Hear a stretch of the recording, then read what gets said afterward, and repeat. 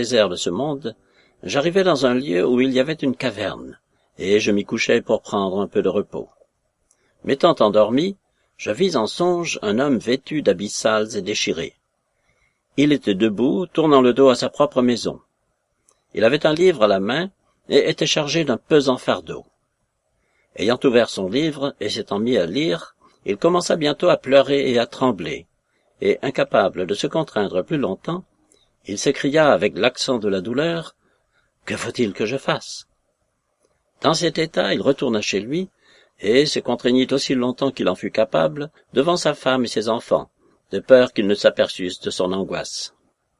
Mais comme sa tristesse allait toujours en augmentant, il ne lui fut bientôt plus possible de garder le silence, et il leur parla en ces termes. « Ma chère femme, et vous, mes chers enfants, ayez pitié de moi, car je succombe sous le poids du pesant fardeau qui m'accable. Je sais d'ailleurs, à n'en pouvoir douter, que la ville que nous habitons va être consumée par le feu du ciel, et que nous serons tous, sans exception, victimes de cet épouvantable embrasement si nous ne trouvons pas un asile pour nous mettre à couvert, et jusqu'à présent, je ne vois aucun moyen d'échapper au danger. » Ce discours surprit au dernier point tous les membres de sa famille. Non pas qu'ils ajoutassent foi à ce qu'il disait, mais ils s'imaginèrent qu'il avait le cerveau troublé, et que c'était ce qui lui mettait ces étranges idées dans l'esprit. Espérant que le repos contribuerait à lui rendre la raison, ils l'engagèrent à se mettre au lit. Mais au lieu de dormir, il passa la plus grande partie de la nuit à soupirer et à verser des larmes, et le lendemain matin, quand on vint lui demander de ses nouvelles, il répondit qu'il allait de mal en pis et répéta tout ce qu'il avait déjà dit la veille. Mais bien loin de faire quelque impression sur ceux qui l'entouraient, ses discours ne firent que les irriter. Chacun se persuada bientôt que le véritable moyen de guérir la maladie de son esprit, c'était de le traiter avec dureté et mépris, en sorte que tantôt on se moquait de lui, tantôt on le reprenait sévèrement, et tantôt enfin on affectait de le négliger tout à fait et de ne plus se mettre en peine de lui. Quant à lui, il se retirait dans sa chambre pour prier pour ceux qui le maltraitaient et pour déplorer sa propre misère. Ou bien il allait se promener seul dans la campagne, tantôt lisant, tantôt priant. Plusieurs jours s'écoulèrent de cette manière. Or, un matin qu'il se promenait ainsi solitairement, les yeux fixés comme à l'ordinaire sur son livre, il parut tout à coup fort troublé, et s'écria à haute voix, comme auparavant, « Que faut-il que je fasse pour être sauvé ?» Puis il regarda de côté et d'autre, comme un homme qui cherche à fuir, et cependant il restait immobile, ne sachant quel chemin prendre. Alors, un homme appelé Évangéliste s'approcha de lui, et lui demanda pourquoi il se plaignait si amèrement. « Monsieur, répondit Chrétien, c'était le nom de cet homme, je vois, par le livre que je tiens à la main, que je suis condamné à mourir, et qu'il me faudrait ensuite comparaître en jugement. Or, je crains la mort, et je ne suis nullement prêt à paraître devant mon juge. »« Pourquoi craindriez-vous la mort ?» dit Évangéliste. « Cette vie est semée de tant de maux. »« C'est, reprit Chrétien, que je crains que ce fardeau que je porte ne me fasse enfoncer plus bas que le sépulcre et ne me précipite dans la géhenne. Or, monsieur, si la seule idée de la prison me fait trembler, que deviendrai-je quand il me faudra comparaître en jugement et subir l'exécution de la sentence? Voilà ce qui me jette dans le désespoir.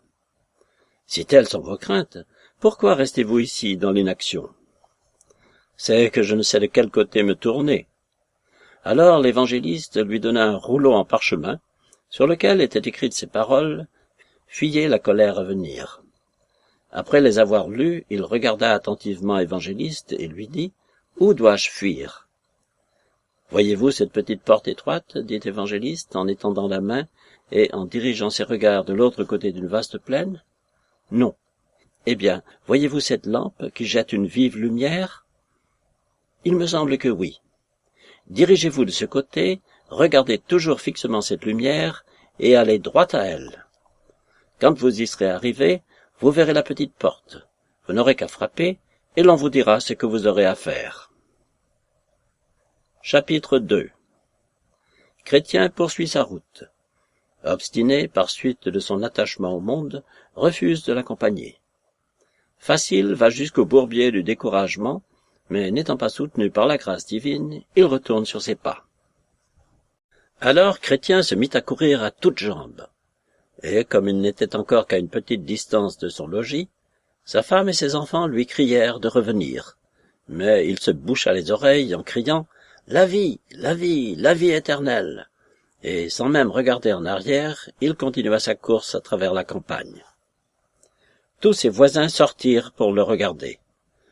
Les uns se moquaient de lui, d'autres le menaçaient, d'autres lui criaient de revenir sur ses pas. Parmi ces derniers, il y en eut qui résolurent de lui courir après et de le ramener par force. L'un s'appelait Obstiné et l'autre Facile. Et bien que Chrétien eût beaucoup d'avance sur eux, ils ne se rebutèrent point et finirent par l'atteindre. Alors il leur dit « Mes chers voisins, que me voulez-vous » Ils répondirent « Nous voulons vous engager à retourner avec nous. » Mais il reprit « Cela ne se peut pas. Vous demeurez dans la ville de perdition, où je suis né aussi bien que vous. Mais j'ai vu le danger qui la menace, et si vous y restez, vous serez tôt ou tard précipité plus bas que le sépulcre, dans un étang ardent de feu et de soufre. Ne vous refusez donc pas, mes chers voisins, à faire route avec moi. »« Quoi » dit Obstiné, « abandonner nos amis et toutes les douceurs de la vie ?»« Oui, dit Chrétien, parce que tout ce que vous abandonnez n'est pas digne d'être comparé à la moindre partie des biens que je cherche. Et si vous voulez m'accompagner, vous en jouirez tout comme moi. Car dans le pays où je vais, il y a abondance de biens. Venez juger par vous-même si je ne dis pas la vérité. » Obstiné. Quelles sont donc ces choses qui vous paraissent d'un si grand prix que vous quittiez le monde entier pour les obtenir? Chrétien. Je cherche un héritage qui ne peut se corrompre, ni se souiller, ni se flétrir, qui est réservé dans les cieux pour nous, et qu'obtiendront au temps marqué ceux qui le cherchent diligemment. Si vous voulez lire mon livre, vous y verrez tout cela. Obstiné. Bah, je n'ai que faire de votre livre. Voulez-vous revenir avec nous, ou ne le voulez-vous pas? Chrétien. Non, vraiment, car j'ai mis la main à la charrue. Obstiné. En ce cas, voisin Facile, retournons chez nous sans lui. Il y a des gens si entichés de leurs propres opinions qu'ils se croient plus sages que tout le reste des hommes. Ne l'insultez pas, dit Facile. Si ce brave homme dit vrai, les biens qu'il recherche sont préférables à ceux auxquels nous nous attachons, et je me sens enclin à l'accompagner. Obstiné. Quoi, encore un fou de plus? Suivez mon conseil et revenez avec moi. Qui sait où cet insensé vous mènera? Venez, venez, soyez plus sage. Chrétien. Venez plutôt avec moi, voisin Facile. Outre tous les biens dont je vous ai parlé, vous serez mis en possession d'une gloire infinie.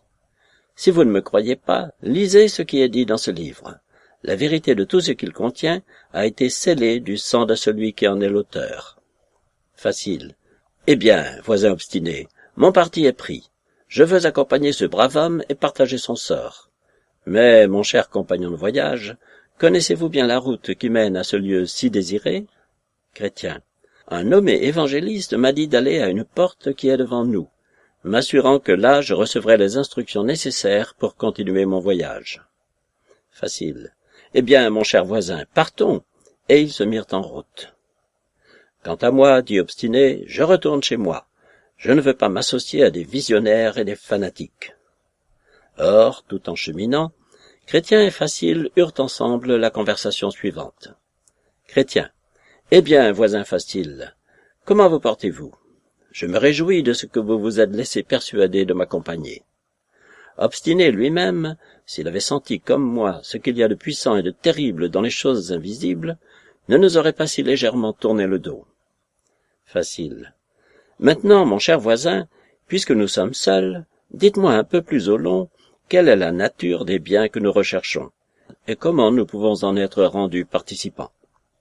Chrétien. Il m'est bien plus facile de me les représenter que de vous les décrire. Mais puisque vous désirez les connaître, je vous lirai ce qu'en dit mon livre. Facile. Et êtes-vous bien sûr que tout ce que contient votre livre soit vrai? Chrétien. Oui, sans doute, car il est l'ouvrage de celui qui ne peut mentir. Facile. Fort bien. Et quelles sont donc ces choses dont il parle? Chrétien. Il parle d'un royaume éternel dont nous serons mis en possession, et d'une vie éternelle qui nous sera donnée, afin que nous puissions habiter à jamais ce royaume. Facile. Très bien. Et que dit-il encore? Chrétien. Il dit que nous recevrons des couronnes de gloire et des vêtements resplendissants comme le soleil dans le firmament. Facile. C'est bien réjouissant. Poursuivez. Chrétien. Dans ce bienheureux séjour, il n'y aura plus ni cri, ni deuil, car le Seigneur du lieu essuiera toute larme de nos yeux. Facile. Et quels sont ceux qui habiteront ce séjour avec nous? Chrétien. Nous y serons avec des séraphins et des chérubins, dont la gloire éblouira les yeux de ceux qui les contempleront. Nous y rencontrerons des milliers d'hommes qui y sont entrés avant nous, et qui sont tous revêtus d'une sainteté parfaite et remplis de charité et d'amour. Ces êtres bienheureux se tiennent tous avec joie en la présence du Seigneur et marchent sans cesse devant sa face. Nous verrons parmi eux les anciens qui ont sur leur tête les couronnes d'or. Nous y entendrons une voix de joueurs de harpe. Nous y trouverons, revêtus d'immortalité, tous ceux qui, pour l'amour du Seigneur du lieu, ont été lapidés, sciés, mis à mort par le tranchant de l'épée. Ceux qui ont été brûlés ou dévorés par les bêtes sauvages, ou noyés dans la mer. Facile. La seule pensée d'une telle gloire suffit pour ravir le cœur. Mais que faut-il faire pour y avoir part? Chrétien.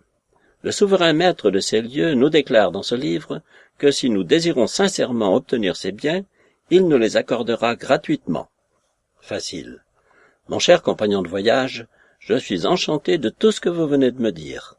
Venez, hâtons-nous de poursuivre notre route. Chrétien. Le fardeau dont je suis chargé ne me permet pas d'avancer aussi rapidement que je le voudrais.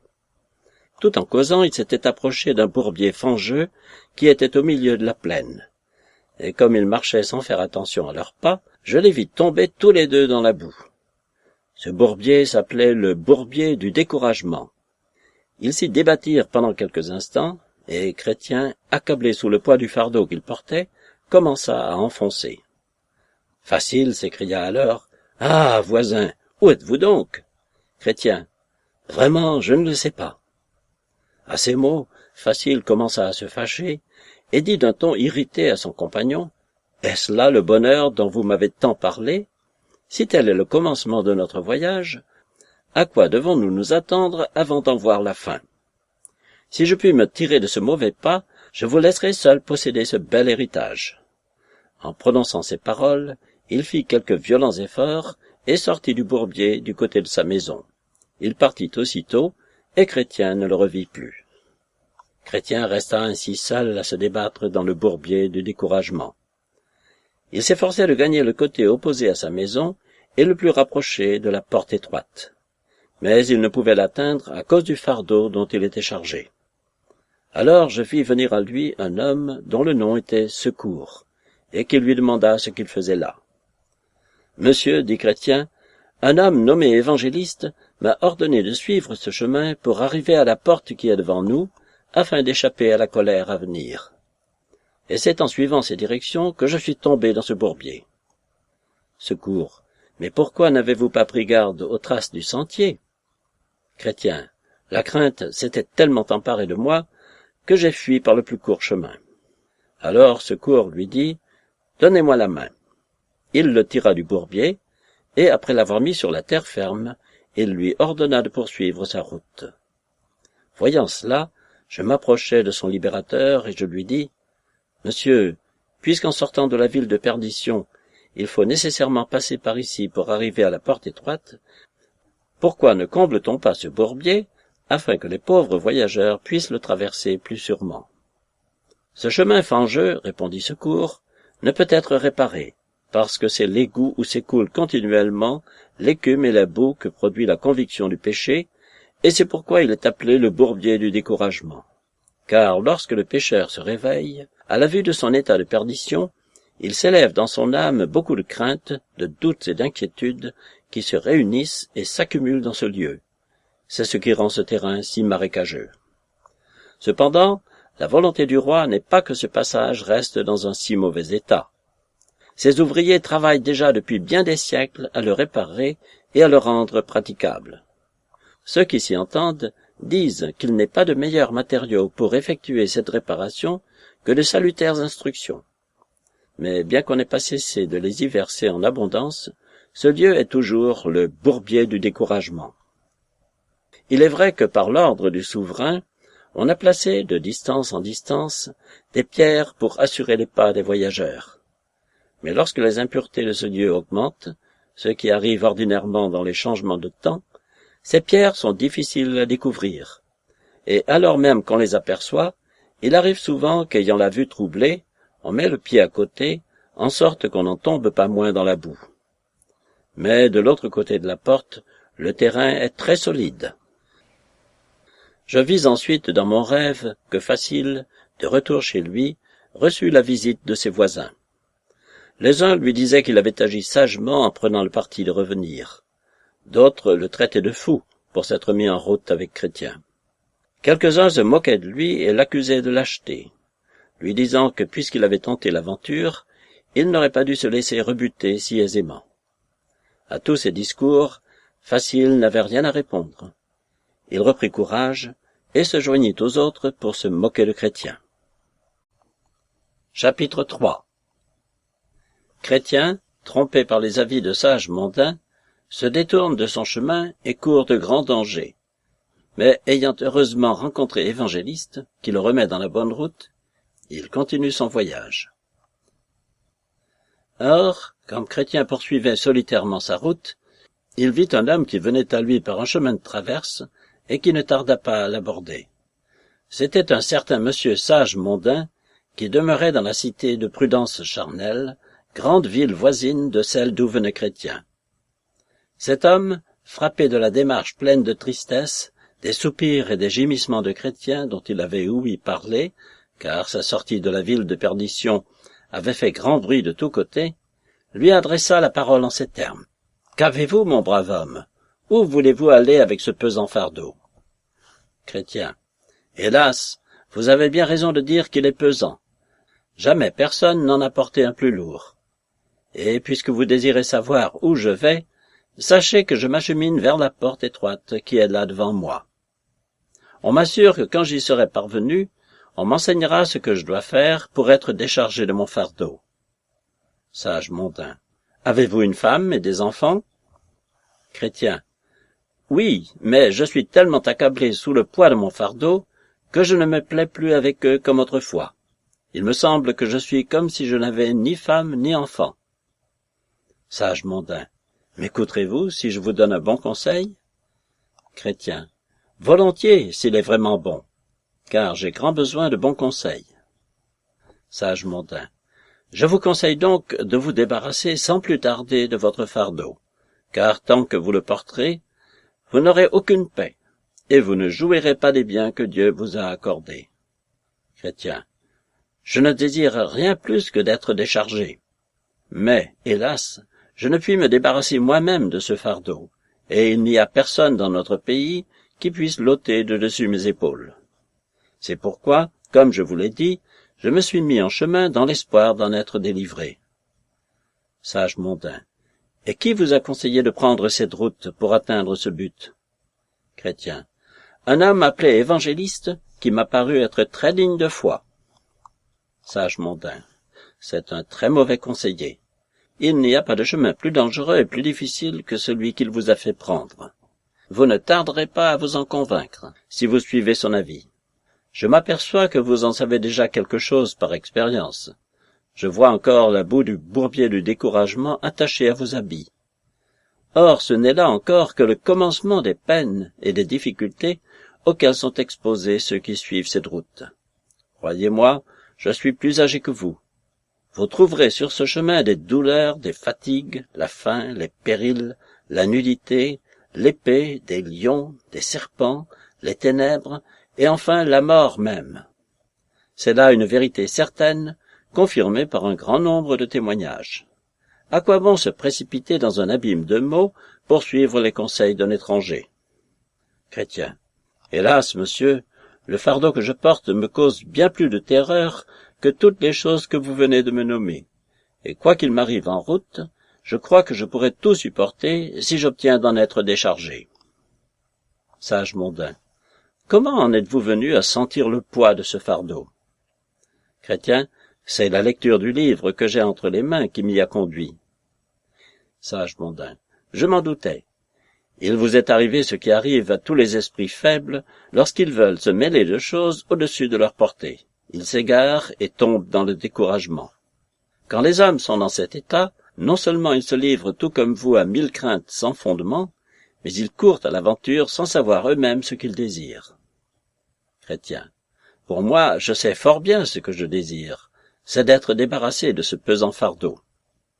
Sage mondain, quel soulagement pouvez-vous espérer dans une voie où 1000 dangers vous attendent?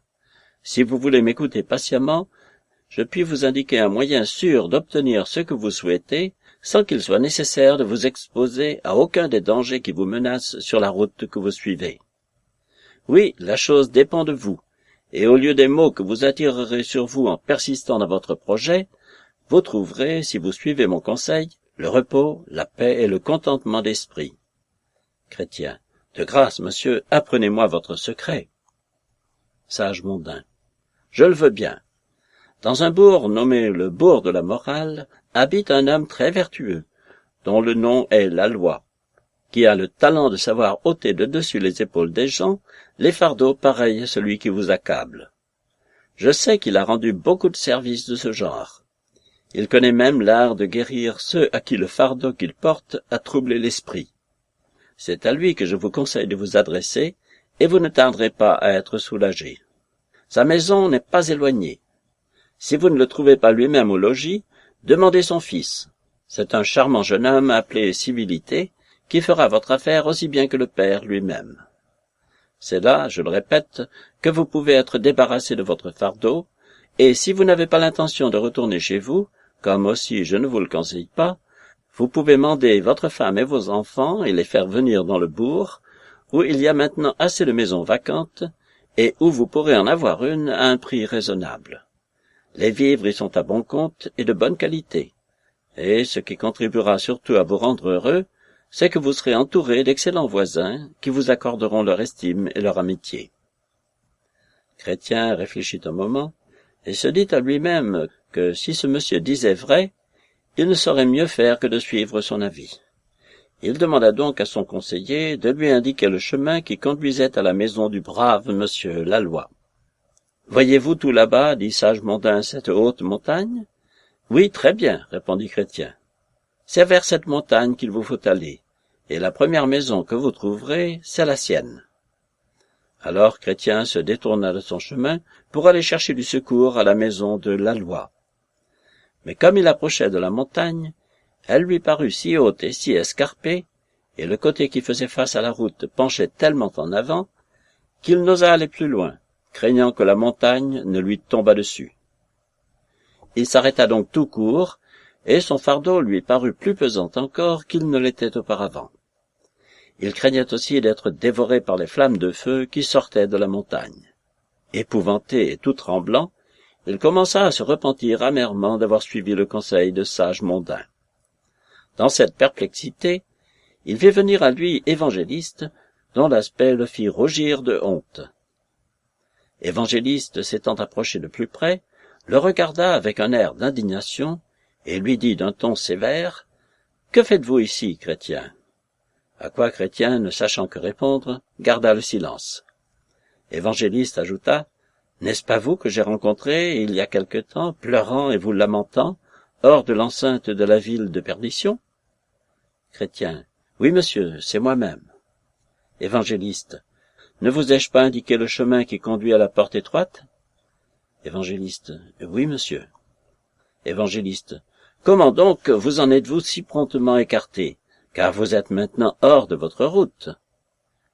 Chrétien, « En sortant du bourbier du découragement, je rencontrai un monsieur qui m'assura que dans le bourg qui est devant nous, je trouverais un homme qui me délivrerait de mon fardeau. » Évangéliste, « Qui est ce monsieur ?»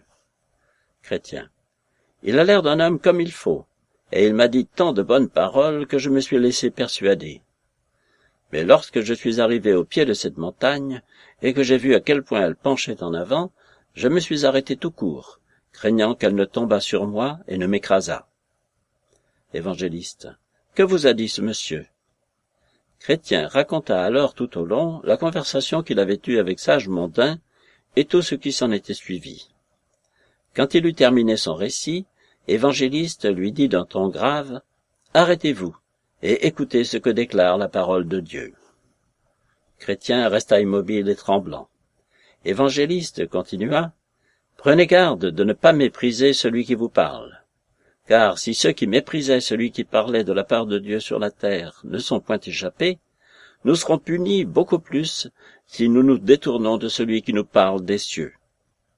Le juste vivra par la foi, mais si quelqu'un se retire, mon âme ne prend point de plaisir en lui. » Évangéliste fit ensuite l'application de ces paroles en disant à Chrétien, « C'est là le malheur dans lequel vous êtes tombé.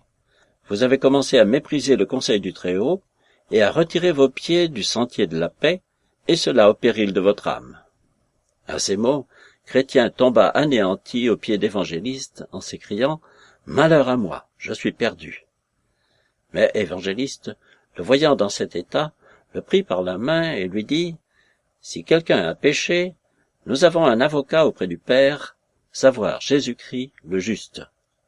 Ne sois pas incrédule, mais crois. » Ces paroles rendirent un peu de courage à Chrétien.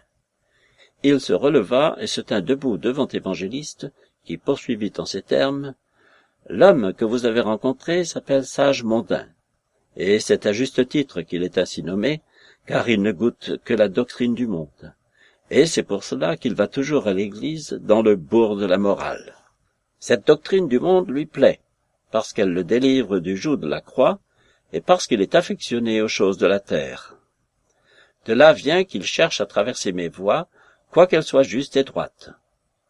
Vous devez détester avec horreur le conseil que cet homme vous a donné. En premier lieu, parce qu'il vous a détourné de votre route. Et vous devez vous détester vous-même pour avoir eu la faiblesse de suivre son avis.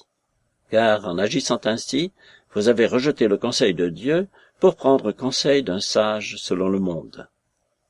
Le Seigneur dit, « Efforcez-vous d'entrer par la porte étroite, c'est-à-dire par la porte que je vous ai indiquée. Car la porte étroite et le chemin étroit mènent à la vie, et il y en a peu qui le trouvent. C'est de cette porte étroite et du chemin qui y conduit que ce méchant homme a voulu vous éloigner, et il s'en est peu fallu qu'il n'ait réussi à vous perdre. Détestez donc son esprit séducteur, et connaissez combien vous avez été coupable de céder à son influence. En second lieu, vous devez avoir horreur de la vie qu'il vous a donnée, parce qu'il a cherché à vous inspirer de l'éloignement pour la croix, tandis que vous devez la préférer à tous les trésors de l'Égypte. Le roi de gloire a dit, « Celui qui aime son père et sa mère plus que moi n'est pas digne de moi, et celui qui aime son fils et sa fille plus que moi n'est pas digne de moi, et celui qui ne prend pas sa croix et qui ne me suit pas n'est pas digne de moi. Celui qui aura conservé sa vie la perdra, mais celui qui aura perdu sa vie à cause de moi la retrouvera. Si donc quelqu'un veut vous persuader que vous trouverez la mort dans une voie qui, selon les déclarations de la vérité elle-même, est la seule voie par laquelle vous puissiez trouver la vie éternelle, vous devez repousser avec horreur un pareil mensonge. En troisième lieu, vous devez détester le conseil que vous a donné sage Mondain, parce qu'il vous a fait entrer dans la voie du ministère de mort. Pour vous en convaincre, apprenez à connaître l'homme auquel on voulait vous envoyer, et vous sentirez bientôt combien il est incapable de vous délivrer de votre fardeau. Cet homme qu'on vous a présenté comme pouvant vous secourir s'appelle la loi. Il est fils de l'esclave qui est maintenant dans la servitude avec ses enfants, et qui est représenté allégoriquement par cette montagne de Sina que vous avez craint de voir tomber sur votre tête. Or, si ces enfants sont esclaves avec elle, comment pouvez-vous espérer d'être délivrés par eux? Car la loi n'a jamais encore réussi à décharger aucun homme de son fardeau, et il n'est pas probable qu'il y réussisse jamais. Vous ne pouvez être justifiés par les œuvres de la loi, car aucun homme vivant ne peut se délivrer de son fardeau par les œuvres de la loi. Sage Mondain n'est donc qu'un menteur, et la loi qu'un fripon. Quant à son fils Civilité, malgré ses beaux dehors, ce n'est qu'un hypocrite, qui ne peut vous être bon à rien. Croyez-moi, Ces 3 hommes qui font tant de bruit n'ont d'autre but que de vous perdre en vous détournant de la voie de salut que je vous ai indiquée. » Évangéliste, ayant dit ces choses, éleva la voix et prit le ciel à témoin de la vérité de ce qu'il venait de déclarer.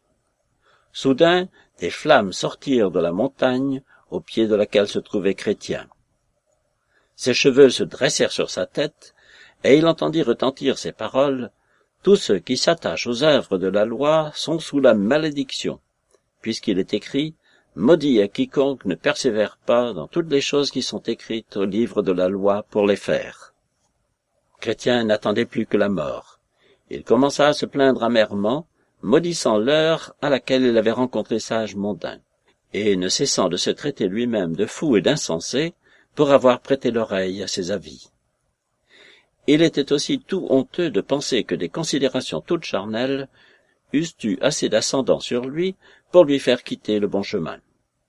Il se tourna de nouveau du côté d'Évangéliste et lui dit: « Monsieur, que vous en semble? Y a-t-il encore quelque espérance pour moi? Puis-je encore retourner sur mes pas et me diriger du côté de la porte étroite? Ne serais-je point abandonné et rejeté avec mépris à cause de mon péché? Je me repens d'avoir suivi le conseil de cet homme, mais mon péché peut-il m'être pardonné? » Évangéliste répondit: « Votre péché est très grand, car vous avez eu 2 torts. Vous avez abandonné le bon chemin, et vous êtes entré dans une voie défendue. Cependant, prenez courage. L'homme que vous trouverez à la porte consentira encore à vous recevoir, car il est plein de compassion pour les pécheurs. Mais, ajouta-t-il, prenez garde de ne plus vous détourner ni à droite ni à gauche, de peur que vous ne périssiez dans cette voie quand sa colère s'embrasera. » Là-dessus, Chrétien se disposa à retourner sur ses pas, et Évangéliste, après l'avoir embrassé, lui souhaita amicalement un bon voyage.